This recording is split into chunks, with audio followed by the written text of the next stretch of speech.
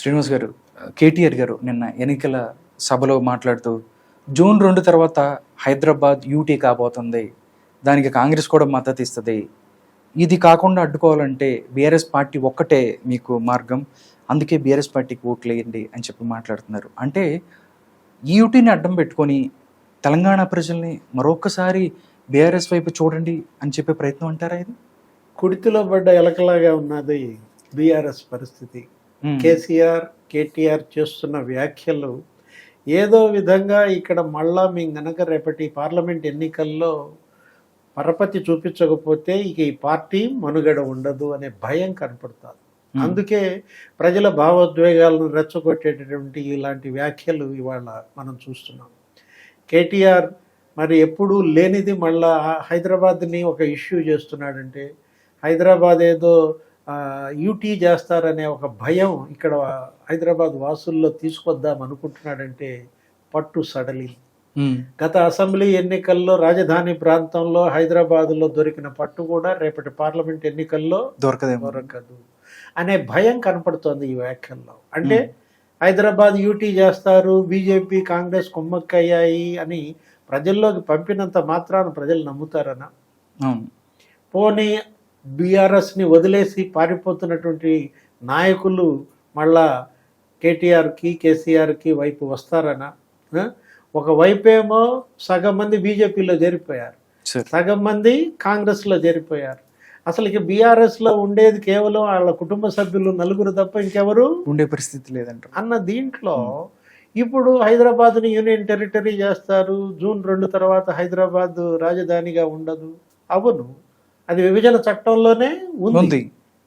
10 ఏళ్ళు మాత్రమే హైదరాబాద్ ఉమ్మడి రాజధాని అని చెప్పి 2014 రీఆర్గనైజేషన్ యాక్ట్లోనే ఉంది. ఇప్పుడు మాకు ఇంకా హైదరాబాద్ రాజధానిగా ఉండాలి అని ఆంధ్రప్రదేశ్ ప్రభుత్వం ఏమీ కోరలేదే, ఆంధ్రులు ఎవరు అడగలేదే, వాళ్ళ తిప్పలాళ్ళు పడుతున్నారు. మాకు అమరావతి ఏదో తెలియకుండా కన్ఫ్యూజ్ లో వాళ్ళ రాజధాని ఏదో వాళ్ళకి తెలియదు, లాక్కోలేక పీక్కోలేక వాళ్ళు వస్తున్నారు. అమరావతిని చంపేశాడు జగన్మోహన్ రెడ్డి, పోనీ 3 రాజధానులు కట్టలేదు. అటు 4 రాజధానుల్లో వాళ్ళు 4 దిక్కుల ఆంధ్రప్రదేశ్ అంతా 4 ముక్కలైన పరిస్థితుల్లో మీ రాజధాని కోసం వాళ్ళేవి చూడరు. ఒకవేళ చూస్తే ఇది నెంబర్ 5 అవుద్ది అనమాట, 5వ రాజధాని. ఆంధ్రప్రదేశ్కి 5వ రాజధాని అవుద్దా హైదరాబాద్?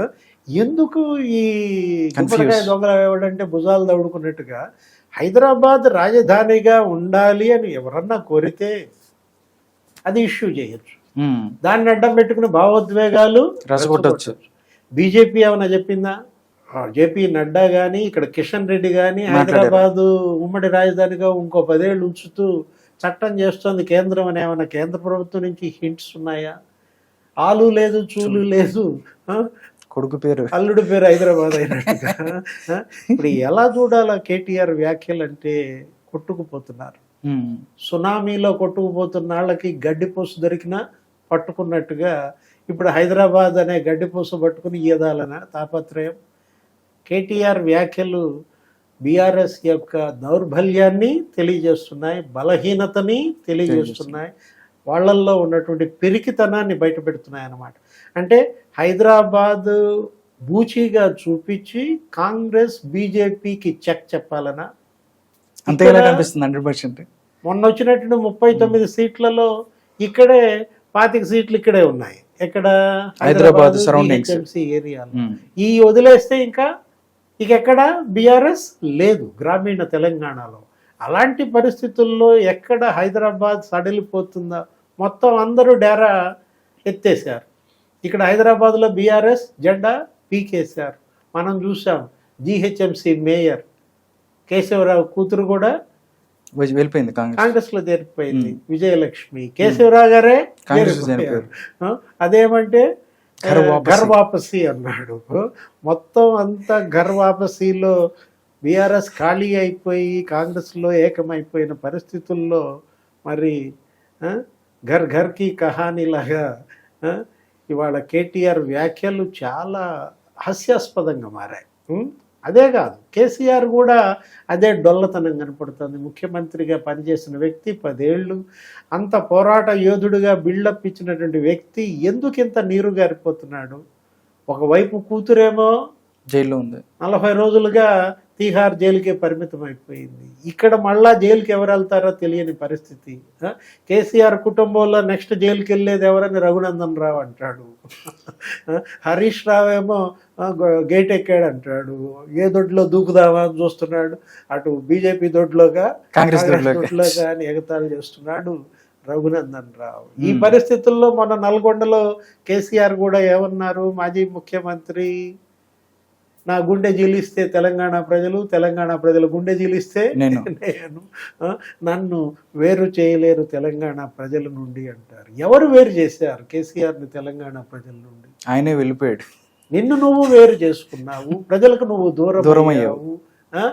ఏది ప్రగతి భవన్కి, ఫామ్ హౌస్కి పరిమితమై ప్రజలెవ్వరికీ కూడా కనీసం హ్యూమన్ టచ్ లేకుండా ఇవాళ బీఆర్ఎస్ ఈ పరిస్థితికి ప్రధాన కారణం ఎవరో కాదు, కేసీఆర్ స్వయం కృతాపరాధాలు. కేసీఆర్ కుటుంబం చేసినటువంటి తప్పులే ఇవాళ బీఆర్ఎస్ ఈ పరిస్థితికి తప్ప మరో కారణమేమీ లేదు. కాబట్టే ప్రజల్లో సానుభూతి కూడా భూతద్దం ఎతికినా కనపట్టలేదు. నిజంగా సానుభూతి వెల్లువెత్తాలి. ఒక గొప్ప నాయకుడు, ఈ రాష్ట్రం తెచ్చిన నాయకుడు, ఈ పరిస్థితి ఏంటి ఆయనకి?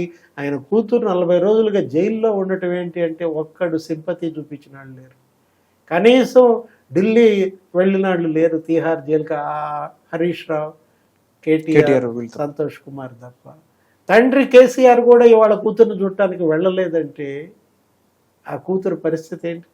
రాజకీయం కోసం ఈ విధంగా చేయటం చాలా నగుబాటు అన్నమాట. ఇప్పుడు ఇది చాలదన్నట్టుగా తండ్రి కొడుకులు అక్కడ జగన్మోహన్ రెడ్డి గెలుస్తారంటారు. ఏ రకంగా చెప్తున్నారు అర్థం కాదు. జగన్మోహన్ రెడ్డి గెలవాలన్న వీళ్ళ తాపత్రయం ఏమో గాని రాసపీనుగా ఒక్కటే పోదనమాట.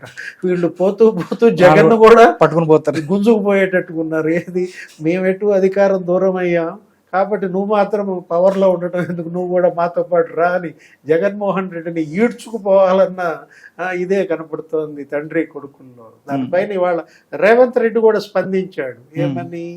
తండ్రి కొడుకుల మాటలు, అక్కడ జగన్మోహన్ రెడ్డి మళ్ళా గెలవాలన్న వాళ్ళ ఆకాంక్షపై రేవంత్ స్పందిస్తూ ఏమన్నాడు? చంద్రబాబుపై అసూయ, చంద్రబాబుపై అసూయ, ఎంత ద్వేషం ఈ ఇళ్లలో ఉందో, ఈ తండ్రి కొడుకుల్లో, ఈ కుటుంబంలో, అది నిన్నటి ఆ వ్యాఖ్యలతోనే తెలుస్తోందని రేవంత్ రెడ్డి అన్నాడు.